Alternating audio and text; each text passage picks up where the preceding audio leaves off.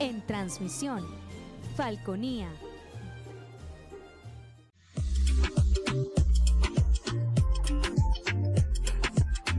Este programa es de tipo informativo y de opinión, que contiene elementos de lenguaje, salud, sexo y violencia puede ser presenciados por niños, niñas y adolescentes sin la supervisión de sus padres, madres, representantes o responsables. Somos tu canal, somos Falconía.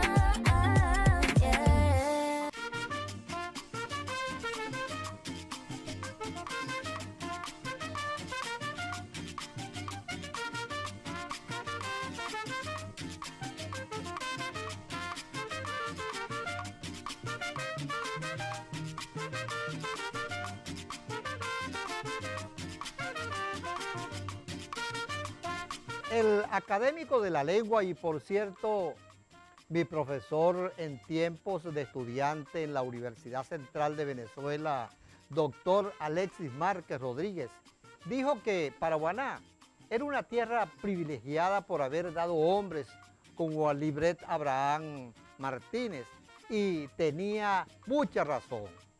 100 años han pasado desde aquel 28 de noviembre de 1922, cuando por primera vez vio luz en su natal Carirubana este insigne pariente y coterráneo que más tarde con sus obras Aquella Paraguaná, Paraguaná en otras palabras y Suriquiba mar adentro, nos diera la oportunidad de conocer bastante la resistencia vital de los paraguaneros en tiempos difíciles que no quisiéramos recordar.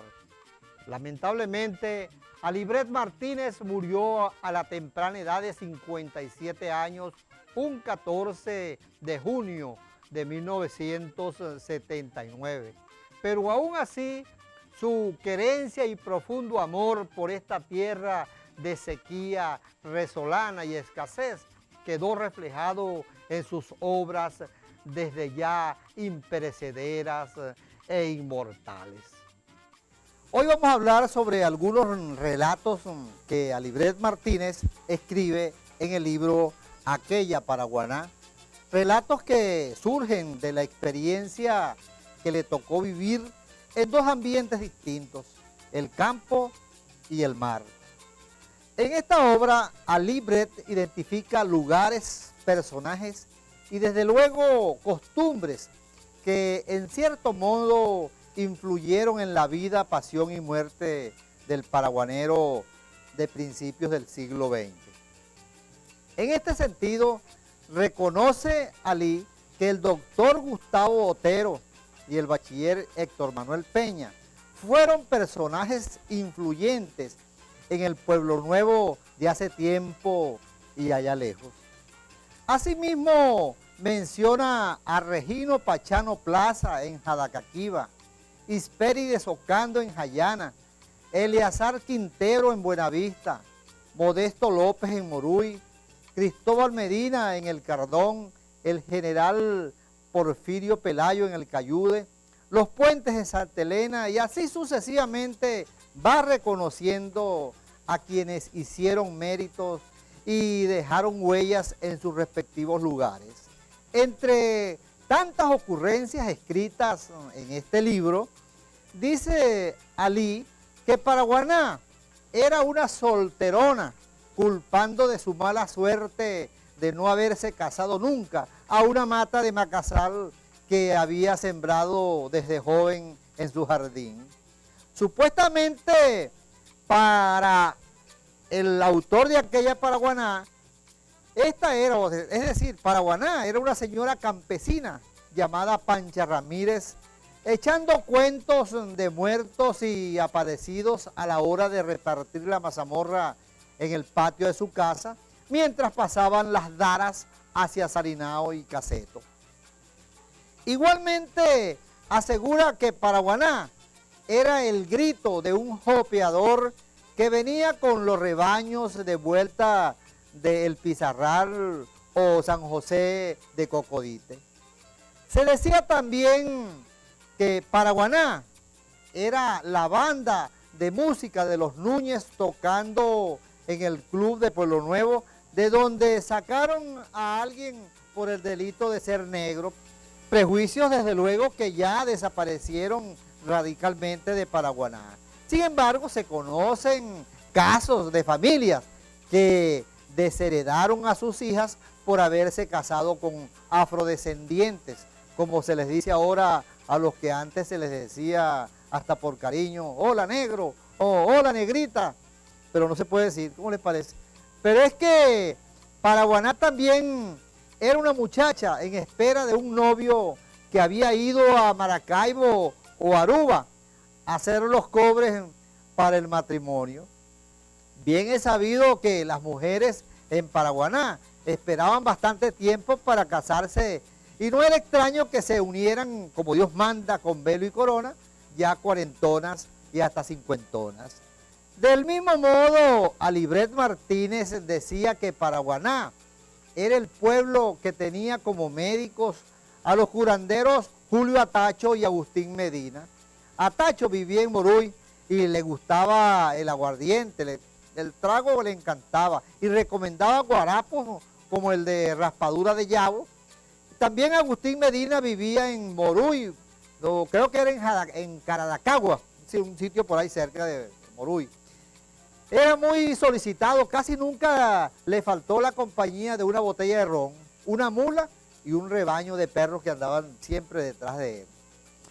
En este mismo orden de ideas, encontramos que tanta era la inocencia de la mujer de aquella Paraguaná, que en uno de sus pasajes dice Alí claro y raspado que Paraguaná era una mujer que la noche de la boda le hizo un huequito al traje con el que fue al lecho nupcial para evitar que el marido le viera el cuerpo. Qué churita, ¿no? Eso lo diría mi abuela Efigenia Bret. Y qué distanciado estamos de aquellos tiempos, cuando ahora ni siquiera se pide la mano, tampoco hay los cruces de aro, pero eso sí, algo que no puede faltar son las cuotas iniciales, porque se piden por adelantado. De igual manera, nos apunta Bret Martínez que Paraguaná era el hombre, o sea, un hombre con la azada en el hombro, camino hacia el conuco, contento porque había visto a lo lejos que unas nubes estaban alrededor del cerro de Santa Ana, o estaba alegre porque había caído la anhelada nortadita o nortada para echar la semilla en el surco. Al igual encontramos que Paraguaná era un peón jalando asada de sol a sol por un bolívar diario y una comida.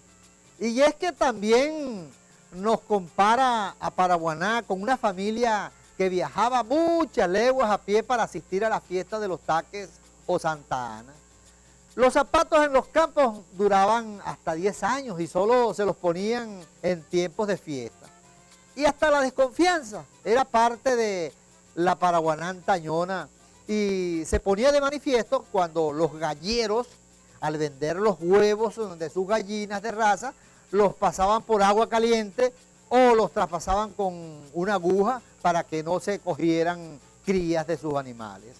Y hablando de desconfiados, se dice también que Paraguaná era un viejo que tapaba los caminos de los alrededores de su casa para evitar que los carros de los enamorados de sus hijas llegaran. ¿Cómo les parece? De modo que son muchas las formas que tenemos para reconocer la identidad de los paraguaneros de antes.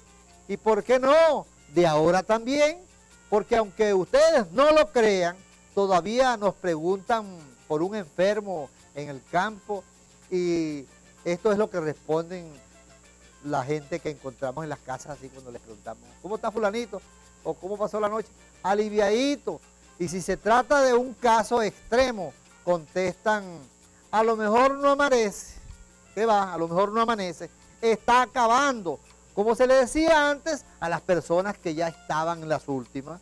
Lo mismo sucede cuando llega alguien de otro lugar lejano o cercano por ahí a una casa y se le recibe de una manera muy particular con varios disparos de preguntas. ¿Cuándo viniste? ¿Qué me trajiste? ¿Y cuándo te vas? En fin, los paraguaneros somos únicos en nuestro trato cordial y sobre todo en conservar costumbres ancestrales que nos enseñaron y dejaron herencia los abuelos de hace tiempo y allá lejos.